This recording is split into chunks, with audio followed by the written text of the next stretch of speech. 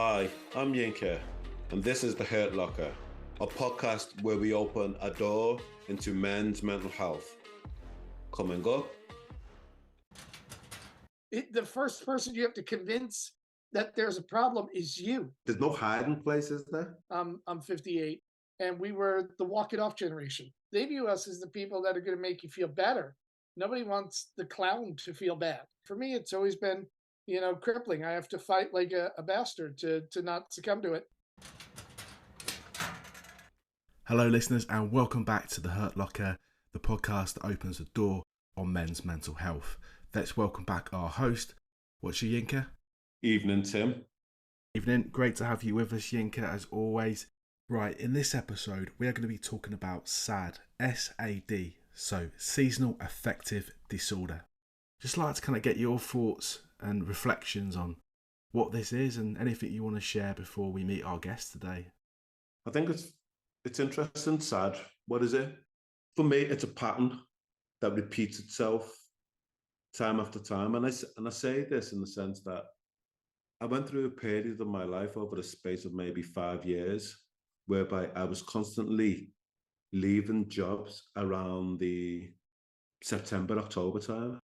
And that happened maybe 4 or 5 years in succession. And when I look back at it now, was I experiencing S.A.D? I don't know. Did you seek out support for it? No, I think like most men, I just plowed on. Yeah. Went on to my next job, etc., etc. But yeah, on reflection, I think me being as a therapist as well, I've had time to reflect on what was going on for me there. Is it an actual thing? I mean, obviously, when you hear the acronym S.A.D, what does it conjure up? That you're a sad fucker or whatever, But basically, but basically for me, yeah, that was something that was a persistence in my life through the early parts of my career and all that. After I graduated and after the few little jobs, yeah, something that I noticed about myself. Are we talking feeling down and low mood? And it can be depression and low mood. It could be a yearning for a need for change and that. And maybe that wanting to change careers for me was really about not finding my place in the world and not being happy with what was going on with me in my life at that particular time, And the time of year affects this, light, temperatures, etc. So yeah, certainly changing temperatures, from a sunny climate until autumnal moments, going to those dark periods, and that there is certainly a correlation there. Okay, but I do know one of my mates. He won't mind me saying this, but he uses what's called a S.A.D lamp. Right. And every time I worked with him for 5 years, and every time it came up to the autumn, winter time, he'd always have a lamp there in front of him because we'd spend 8-hour shifts being on the phone, and he'd always have a lamp in front of him for that short period of time because he noticed his mood change significantly and he wanted to address that. So yeah, maybe I can't put my finger on it, but it's a thing. So who have you booked on for this episode? That's the big question, Yinka. Yeah, I'll get to it. In this episode, we are delighted to welcome another brilliant comic. He's also a writer and filmmaker who's tuning in with us stateside from his home city of New York. He's had a massive career and today it spans about 4 decades in comedy entertainment. I'll be brief, but I won't make it too wanky, but the reason he was top of our hit list, our guest list, is due to his honest and frank approach to big subjects in life, which is right up our street. Such is his experience and respect in comedy. He was asked recently to write a book on it, The Complete Idiot's Guide to Comedy Writing. He also produces the New York Underground Comedy Festival and has also appeared in many, films and shows across international screens. So it's a big Hurt Locker welcome to our guest today, which is Jim Mendrinos, who's joining us on International Cow Appreciation Day, no less. Jim, welcome to the podcast. And secondly, do you appreciate cows? I do, especially when they're medium rare. Hopefully with a couple of potatoes on the side and a good salad to go with it. Yeah, they are very much appreciated in my household. Thank you guys so much for having me. I really do appreciate it. And kudos to you guys because not a lot of people talk frankly about mental health issues, and it's prevalent, and amongst artists it's taboo. And the more that you can get people to share, the better it is for the whole community. So thank you. Okay, Jim, I'm going to pass you over to Yinka now. Thank you, Tim. Jim, welcome. I'm going to just dive in here. One of the things you said straight away, and I applauded, was when we talk about mental health, it's taboo. And I clapped, I applauded that, for somebody to acknowledge that. And so, putting to the chase, why do you believe it's taboo? You lose work, you lose opportunities, you definitely lose contacts. Everybody is so worried about how you will appear in their venue. You're around people, you're around alcohol, you're around, camera equipment and expensive things, and people are a bit fearful when you're less than 100% or willing to say you're less than 100%. And so you will find that if you publicly say, hey, I'm hurting, you'll get a whole lot of blowback. Many, many years ago, before social media age, because I've been going through seasonal depression since I'm a child. It's and some people it's mild, and on other people it's crippling. And for me, it's always been, crippling. I have to fight like a bastard to not succumb to it. And when I would say, hey, this is a season where I have to fight to just stay in the game, people would be like, oh, you're faking it. That's not real. You're okay. You're a comedian. You'll just make fun of it and you'll be fine. And that's kind of how they view us as the people that are going to make you feel better. Nobody wants the clown to feel bad, so it's really looked down upon. It's getting better. It is definitely getting better. You have some people like Gary Goldman, who tackled some mental health issues on his special. Hannah Gabney, who talks about certain social and mental issues in her special. You've got some people that are bravely attacking it, but not enough. There's not enough voices because people are still afraid of the impact of the revelation to their wallet. I think you just answered my question there. You said was the impact to their wallets, the financial implications of talking about that they're not okay is an issue for people itself. Yeah. Would you say in terms, because this is something that we're going to pick up on, maybe we'll touch upon it here a little bit, but we're going to pick up on throughout our podcast in terms of toxic masculinity. And I'm wondering, in terms of your industry itself, is it predominantly men that have this attitude and this issue, or is it right across the board? I wish I could say it was just males. Male to male, I could just grab somebody, shake him by the coattails and go, listen, fucker, this is real. There's a shame base when a woman is not acknowledging, that you're hurting. A small tale from many, many years ago. I was asked to perform in Buffalo, New York in the dead of winter, which if you have seasonal depression, that's not a good combination. And they asked me to come up on Tuesday to do radio, and they would put me up in a hotel Tuesday, Wednesday, Thursday, and I'd do my shows Friday, Saturday. And what I asked them was, can I please do the radio by phone? Because being away from everybody who's my safety net for 5 days is tremendously different than being away from them for 2 days. I lost the gig. I was fine losing the gig. That back then, there was the time where if I lost a gig on a Monday, I'd get another one by Wednesday. So I didn't much care, but I lost the gig. And that's kind of how this works. And women are as bad with it as men, unfortunately. I don't think it's anything other than the people that are in charge are pretty much all in my generation.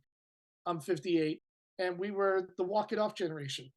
Oh, are you down? Walk it off. You're not feeling good? Walk it off. You know what I mean? I could lose an arm. My dad would tell me to walk it off.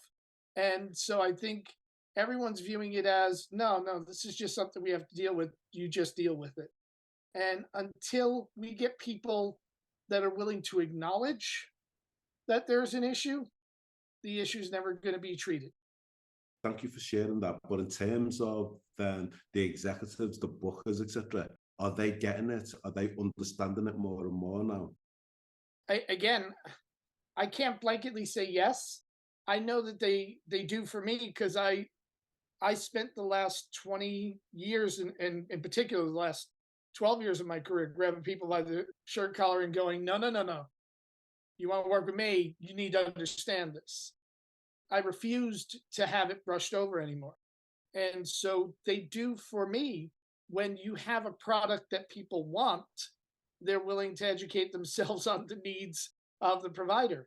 And most comics, I don't believe, have taken it to that extreme yet. But you've got some people, and I'm nowhere near the category of a Hannah Gatsby or a Gary Gulman. They are so far ahead of what I do. It defies description. But you've got people that now are legitimate headliners going, no, this is real. You need to listen to it. So I think it's coming. Just don't know if it's coming in time for my generation. Okay. Again, picking up on something you just said then, you expressed a vulnerability in terms of saying, no, this is real. This is something that you need to listen to and to accommodate my needs. How did that feel, making that first step? How did that feel, taking that first step and letting people become aware? First couple of times, awful. I used to work in the Poconos all the time. I don't work in the Poconos anymore. That booker was unwilling to accommodate me. I wanted to go do that gig in the spring and summer when it was feasible, but being in a cabin in the middle of the woods in the winter was damn near suicidal for me. So when I said I can't do that, it was, well, you can't do that. You can't do anything. Many, many years ago, I would do prom season at a club that's no longer there called Dangerfields. And when you would do prom season on a Thursday or Friday night, you would walk in, the club would be dark. There would be prom shows, all night long. You'd walk out and it would be pitch dark. And you've seen little or no daylight because of how many hours you've spent in there. And I'm there like, no, I can't do this. And the first couple of times I had to stand up and go, okay, I'll do no. And it was painful in the beginning, but it was less painful than what I had to go through mentally to do those things, to stay in a cabin in the middle of the Poconos when I am absolutely suffering from seasonal depression and at that time also regular depression. That's a recipe for, a freight train of suicidal thoughts. And to do that once in a while was hard enough. When you're doing that 2 out of every 4 weekends, it's half of your time making money is spent contemplating offing yourself. And I did suffer a lot. And financially, I'm still recovering from those decisions. But I'd rather see 60 or 70 than, not. And Nuts. it had gotten to a point where for me, it was, and I know this sounds overly dramatic, for me, it was life or death. It's not overly dramatic. We're going to touch upon suicide, and I'm happy to say, being able to talk about your own mental health. But let's go back a little bit. You stated about experiencing seasonal affective disorder since childhood. Mm-hmm. How young were you when you became aware of it, or was it a process of reflection over time? I didn't have a name for it, and I can tell you this absolutely until 1988.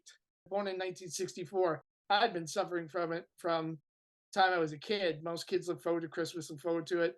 For me, the day after Halloween, straight through to sometime in the middle of March, or the way I used to go it, Halloween to opening day, because I judged by opening day of baseball season, I was miserable. I was, moody. I was lethargic. I would try and sleep for 20 hours a day.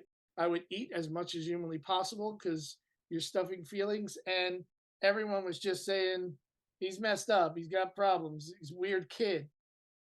Back in the 70s, nobody was going to say it's seasonal affective disorder. And I do remember in 1988, I had a very good doctor. And he said, like, you don't seem like yourself. What's wrong? And I'm like, yeah, this time of year, I'm always, a bit in the doldrums. And he goes, oh, it's this thing called seasonal affective disorder people are beginning to study. Let's test you for that. And that's the first time somebody ever took my moodiness as a symptom, as opposed to Jim just being Jim. A lot of this is written off as, oh, that guy's just an asshole. Someone who isolates. I don't know any human being, because we are very social creatures, that chooses to isolate the way somebody going through seasonal depression isolates. There's isolation. There are times when I want to be alone, put my headphones on and listen to music and not talk to anybody. And there are times when I'm sitting alone in a dark room wondering how many more fucking days I have to go through this. And having that conversation must have been a revelation for you. Getting somebody to finally understand that, for me, that was world changing. Didn't even make sense. And here's the really sad part about people that are going through things mentally. He walked away. I'm there like, oh, they're just trying to put a label on it. There's nothing wrong with me. I'm perfectly fine. You don't believe it. The first person you have to convince that there's a problem is you. And it's very funny to go through that. And still to this day, there are times when I'm in the thick of it that I don't believe it in my soul, that I have to fight to do it. Why do you think that is?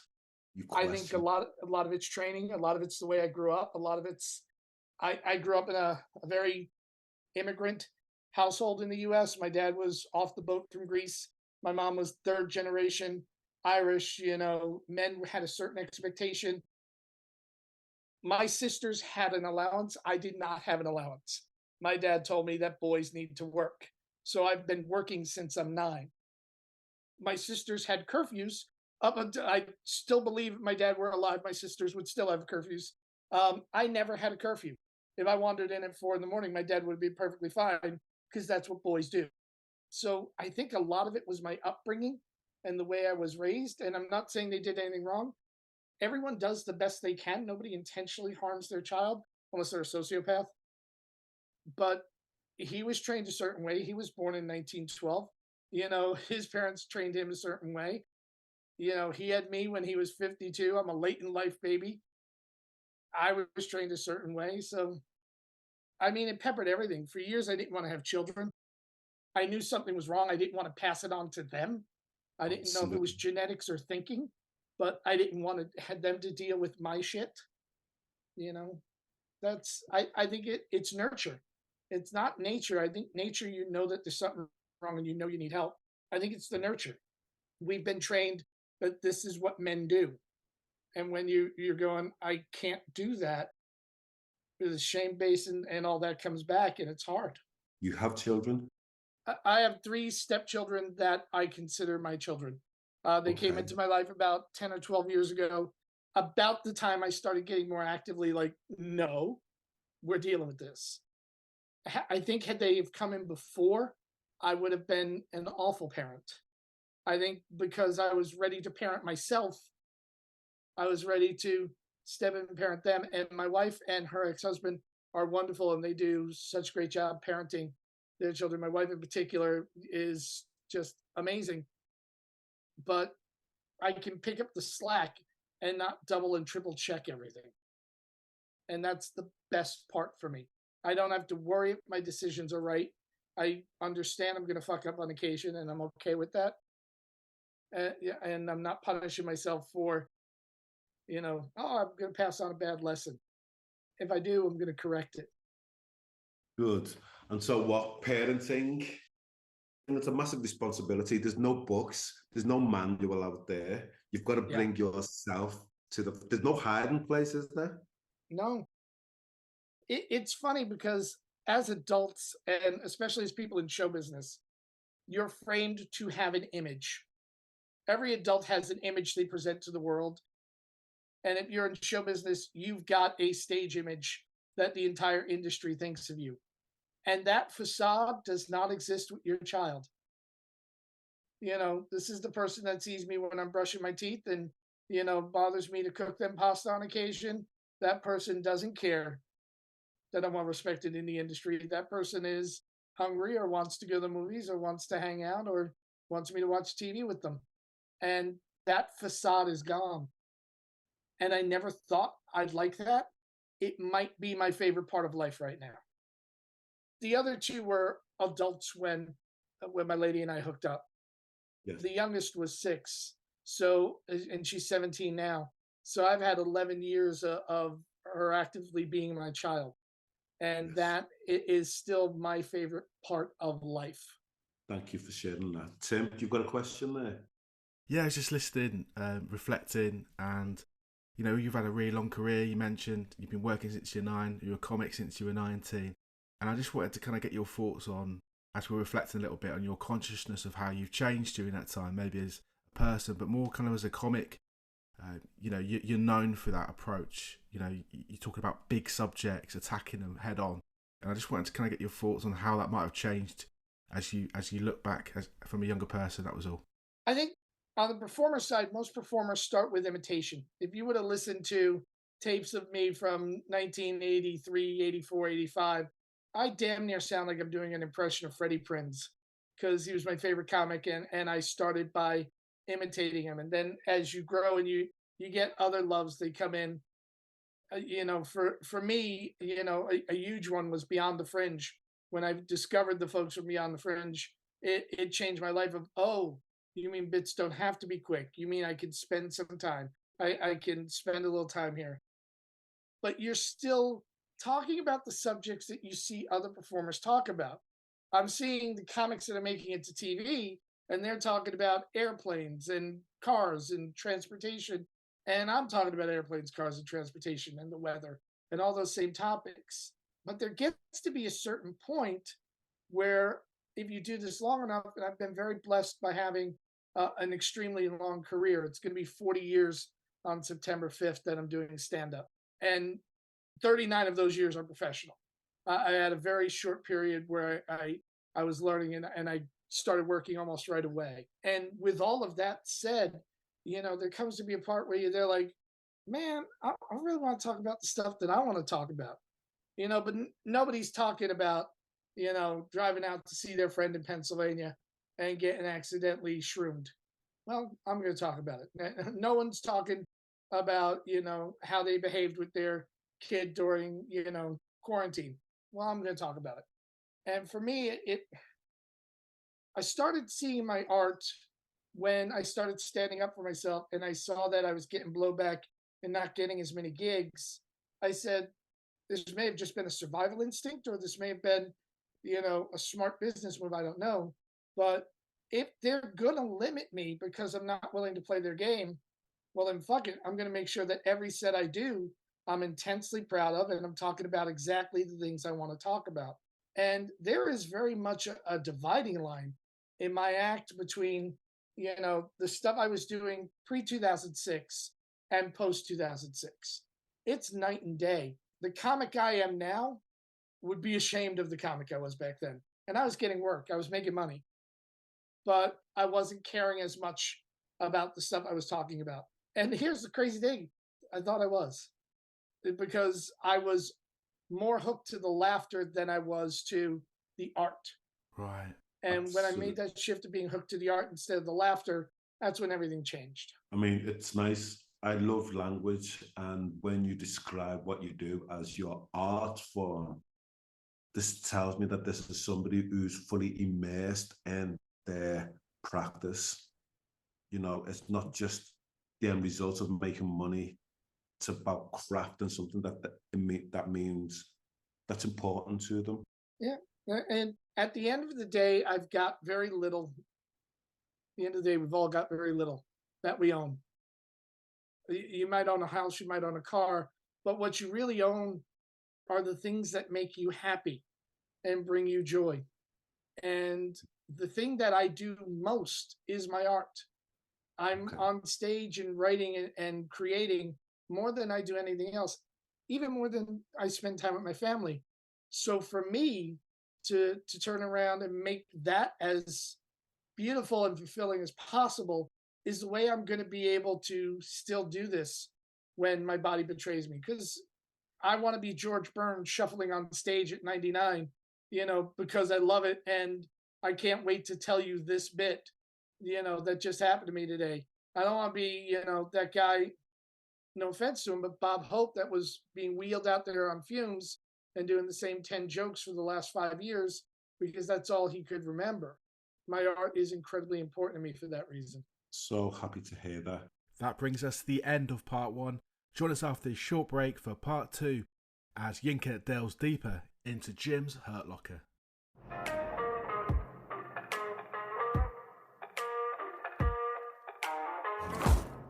Just going back, when you spoke about seasonal affective disorder and depression, you did touch upon suicide or suicidal ideation. Could you talk a little bit more about that? Open that up a little bit for the benefits of the audiences. Yeah. Okay. Yeah. So sorry, just had to make a decision. As somebody who has attempted and failed in terms of suicide, I've gotten that dark. And I'm fortunate in that my attempt, I've learned I'm shitty at trying to commit suicide. And I'm making light of it because of how serious it is. But I've been that dark and I didn't seek help. And I got to the point where I thought, this is, hopeless and I can't do it. And I tried and I failed. And what I've told other people that ask me about it, because I've had other comics say, have you ever tried suicide? Yes. Why haven't you tried it a second time? There's, as bad as you feel when you're going to make that attempt, for me it was pills, for other people it was other things. When you wake up the next day and life is still waiting there for you, you're at a crossroads. You got to decide, do I, try to kill myself again? Or am I going to take this as I got to do something? I took it as I got to do something. I'm not going to say I haven't gotten close again. I have. For me, this past November and December were particularly bad, to the point where I was reaching out to therapists. I was reaching out to friends going, I'm sorry, somebody needs to take care of me. I need help. And I was reaching out to my core group when I should have been reaching out to my lady and my kid. And that took me a while to learn, because I still did not want to seem weak in front of those two people. That's what made it a 2-month period as opposed to a small crisis that could be averted. Because sometimes all you need to hear is, it's going to be okay. We'll get through this together. For me, I don't want somebody saying it's not that bad. Motherfucker, if it wasn't that bad, I would not be like this. But I do want to hear somebody saying, hey, what can we do to try and get through it? Thank you, Jim. I just want to ask, what is depression for you? I don't know how it is for most people with depression. I can only speak to myself. And for me, depression is a lack of a reason to seeing why I should be on this planet. There's nothing here for me. And I have to constantly create things that are here for me in order to be there. That's why I'm an artist. That's why I take pictures. That's why I'm, a photographer. That's why I'm a writer. I try to create the world I want to live in as a fight against my depression. All of this to say that sometimes you need to hear you're not in that fight by yourself. Absolutely. Jim, I'm just going to say this now. What you've just said then is the reason why we're doing this podcast. It's important. We need to normalize what people's human experiences are. We lose, by my estimations, 2 to 3 comics a year to suicide. And I know we lose a lot more than that in society, but I'm only talking about my peer group. I'm talking about the people I grew up with. I could sit here and point to, Robin Williams, Mike Reynolds, Brody. I mean, so many comics that just didn't see a reason to get up. And they're not 25. I mean, some of them are, but I'm seeing comics in their 60s and 50s and 70s that are committing suicide.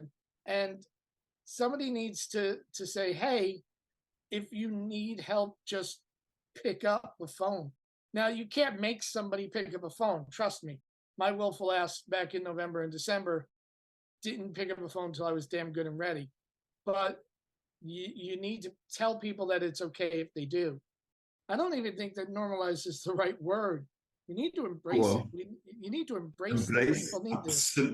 Absolutely.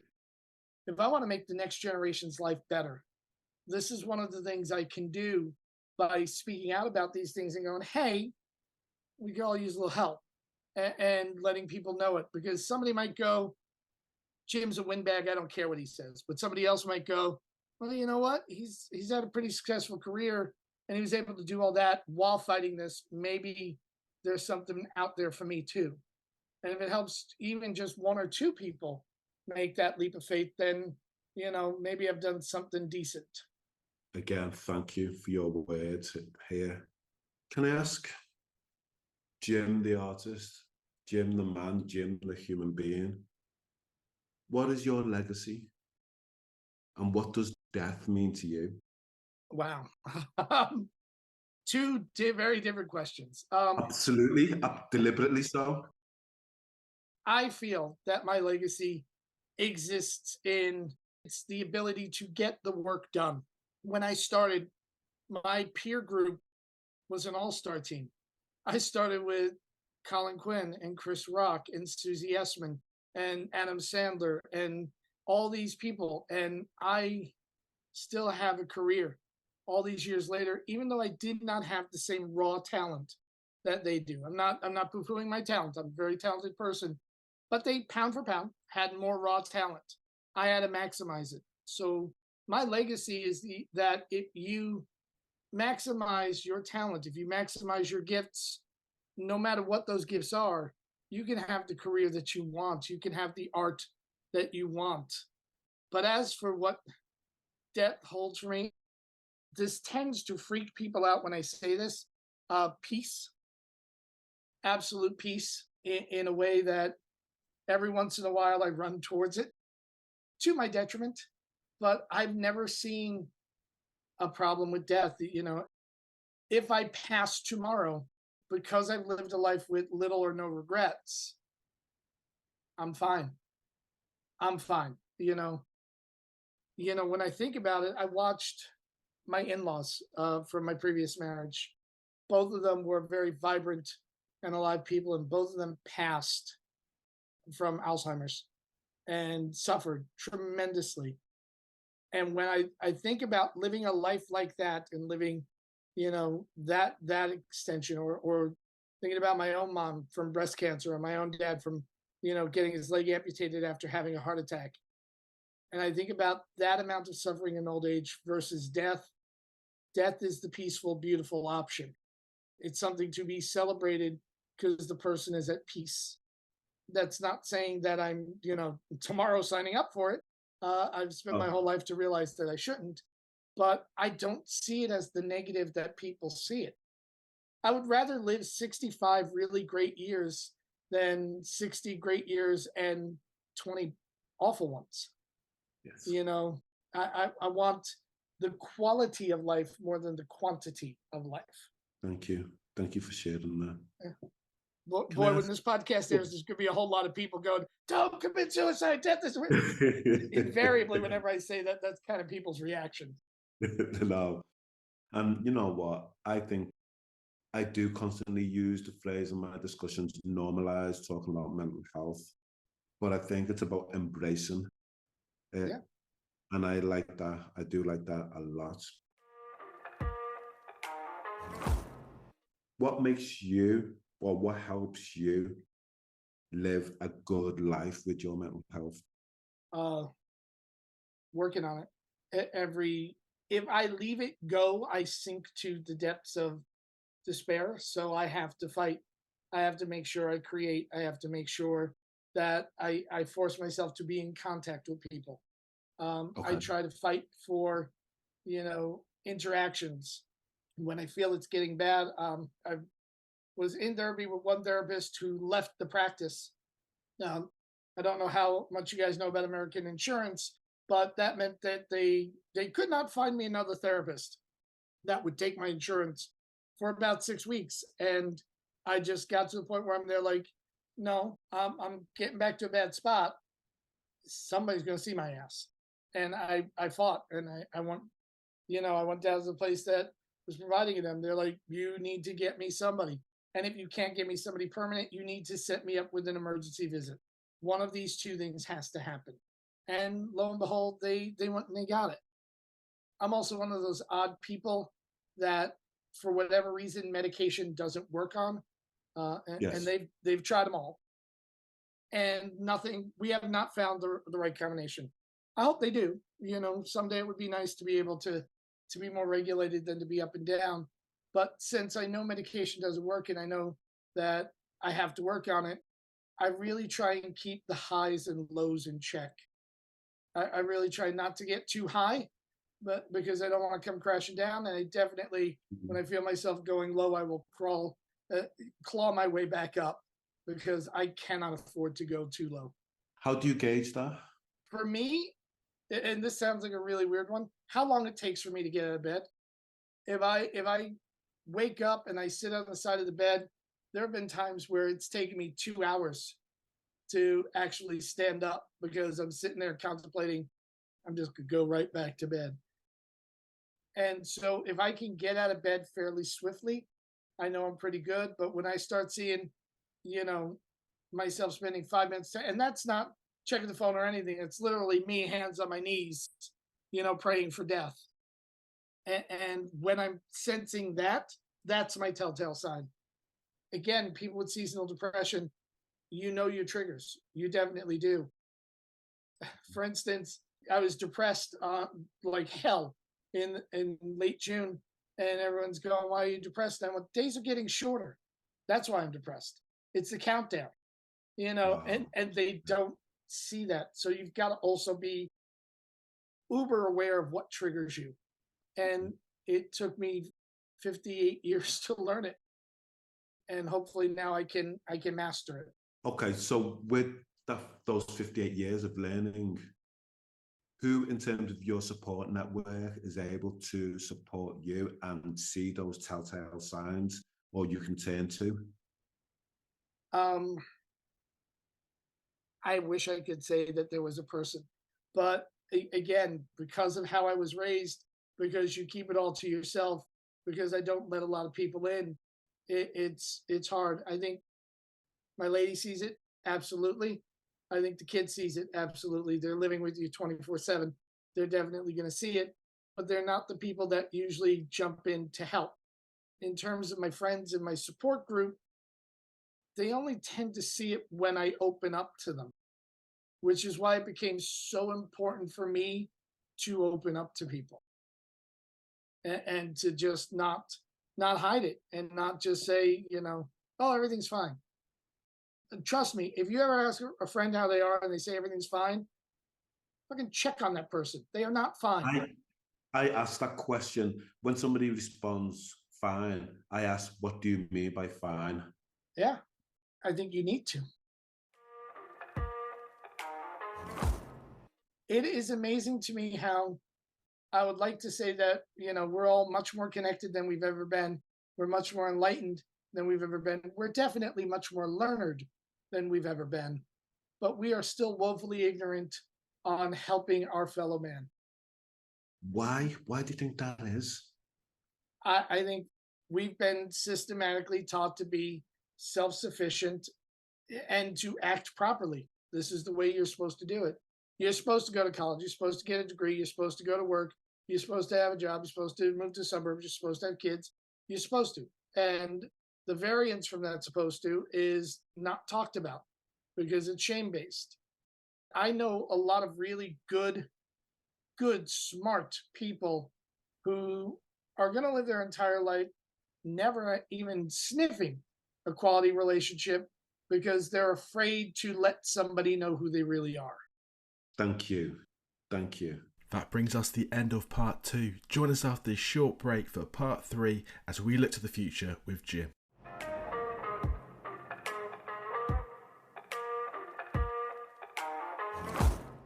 Tim, you've got a question there?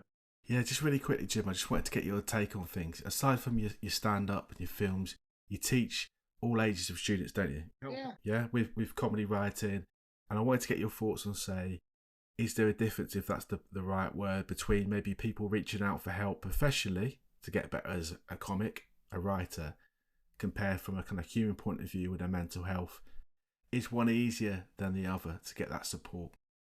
I've taught people in the teaching side of it, younger than me, older than me, same age as me. A lot of really talented young comics have taken workshops and lessons with me, and some really talented older comics. I'm very much in demand as a comedy writer. So a lot of the seasoned professionals, household name comics who are around my age and older also contact me and go, "Hey, can we work together?" There's not a stigma on it artistically. It's funny, but when it comes to art, we all want to be better artists, so we will very quickly reach out. And if you had some information that could make me a better comic, I don't care that I've been doing it, 39 years and you've been doing it 8 years. I'm going to reach out to you and go, "Hey, teach me how to do that. Show me how to do that."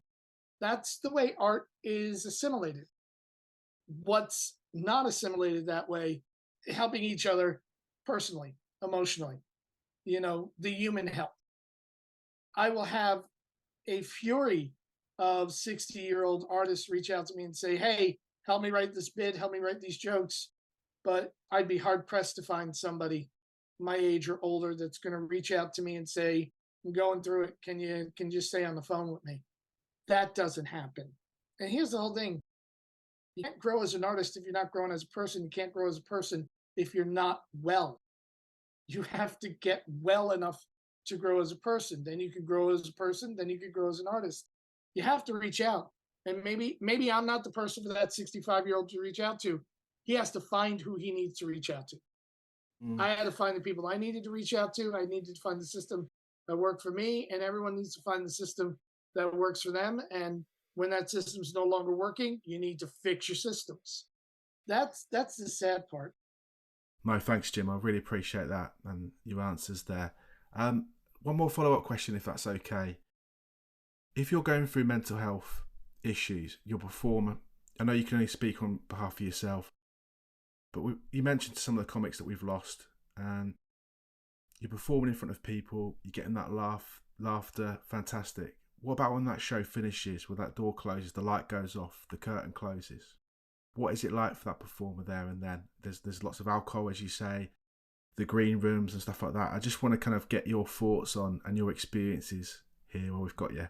If you are truly suffering from depression, anxiety, or mental issues, when the audience's adoration leaves you for the evening, you feel worthless and you feel empty, which is why so many comics party with their audience. Because if I'm doing drugs and drinking with you, the night doesn't have to end. It doesn't have to end till I pass out.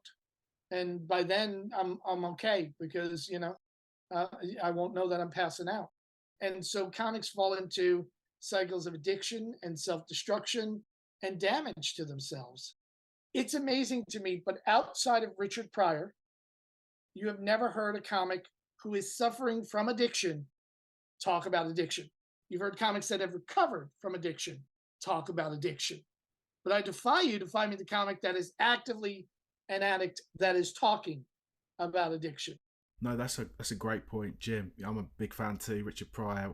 I mean, one thing you can't doubt is he's a genius. I mean, two of his most famous quotes, ones that stick in my mind are, "I'm not addicted to cocaine.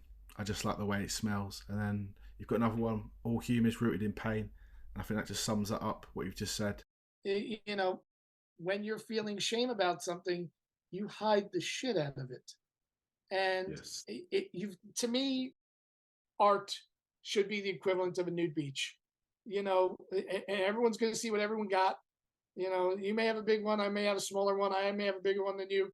We're all okay with it. We're all naked here. We're all okay. This is fine. This is a nice place where we can do this. And that's what art should be.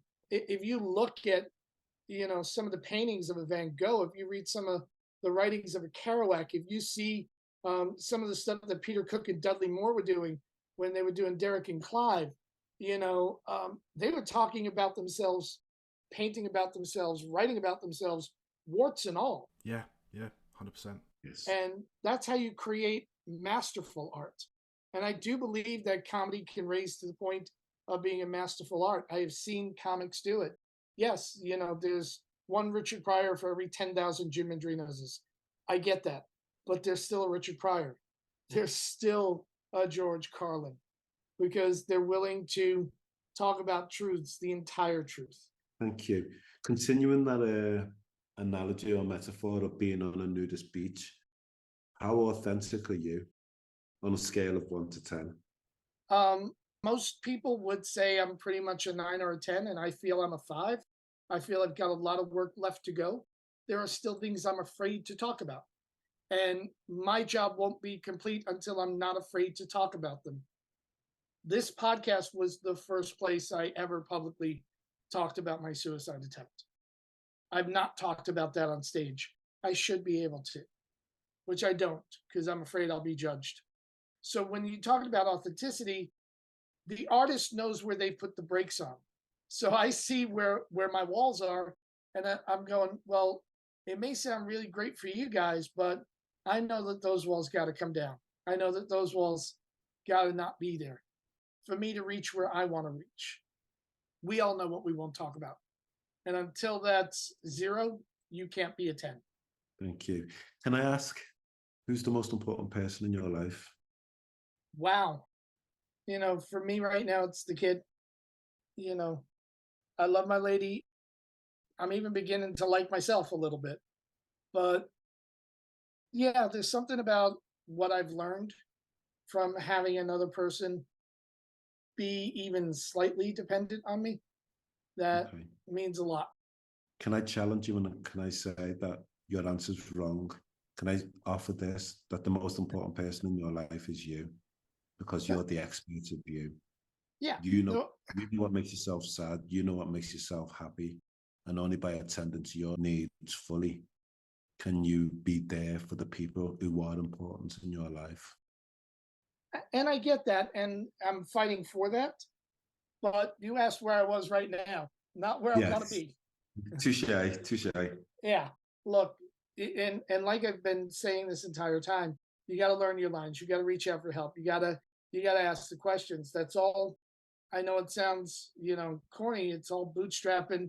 And in an odd way, it is saying exactly what our parents said to us.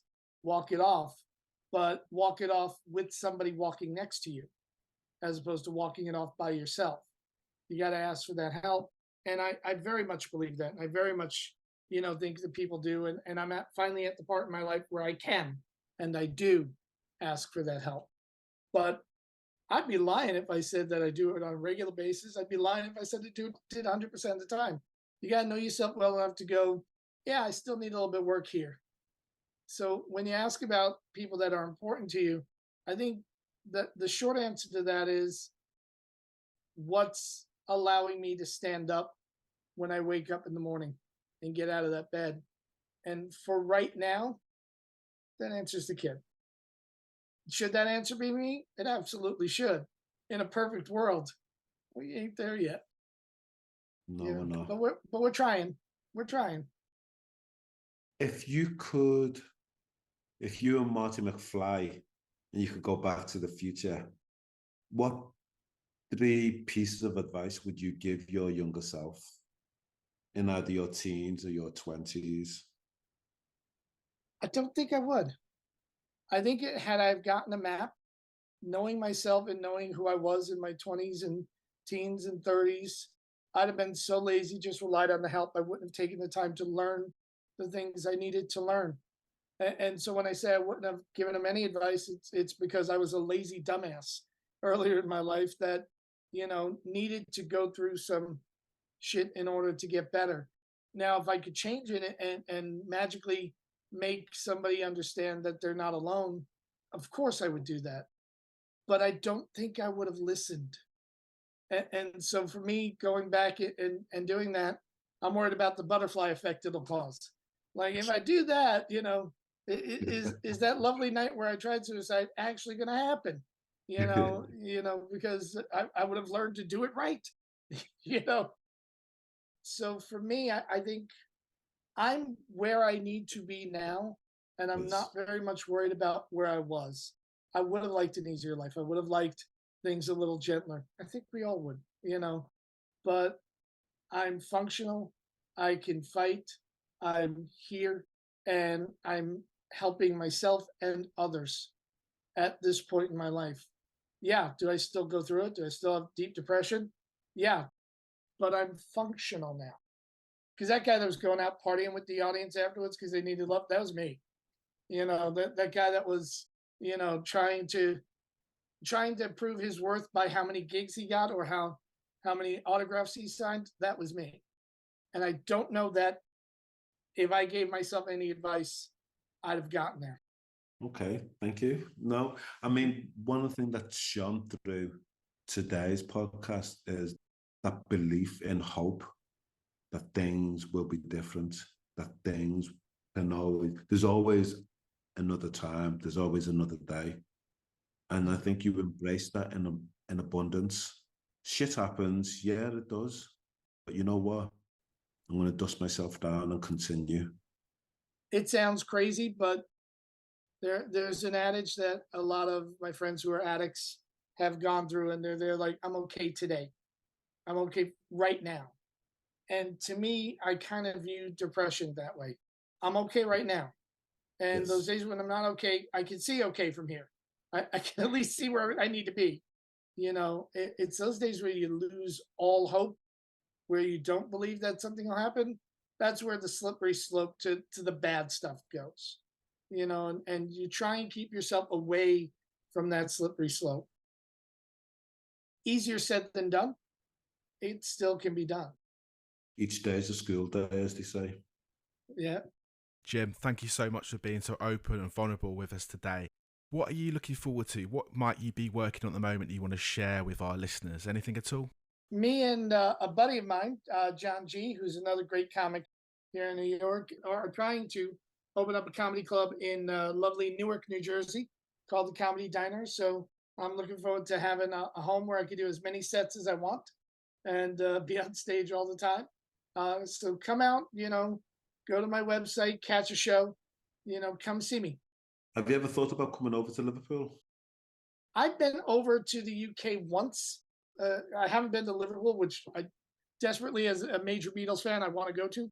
But forget about the Beatles. There's more important things than the Beatles. I know there is, but I want to get there. I need to find the club situation, because as with any performer, you're not going unless you got stage time. Absolutely. Yeah, I would love to be back in England. I did a couple of sets at the Comedy Store in London, and it was one of my most fun international tours. You have been, we're not blowing smoke up your bum hole. You've been a pleasure, Jim. Seriously. Thank you. You guys getting artists to talk about emotions and mental health. I can't tell you how much this is needed in the space. I don't think any of us are looking for anybody to solve our problems, but I think we just sometimes would like to be okay with having them. And you guys are making it safe for people to say, okay, we have some problems. Thank you. Thank you for those words. Jim, pleasure. Take care, mate. Anytime, guys. Thanks for listening to this episode of The Hurt Locker. Please give us a rating or share with another listener. You can also follow us on Instagram and Facebook at The Hurt Locker Pod.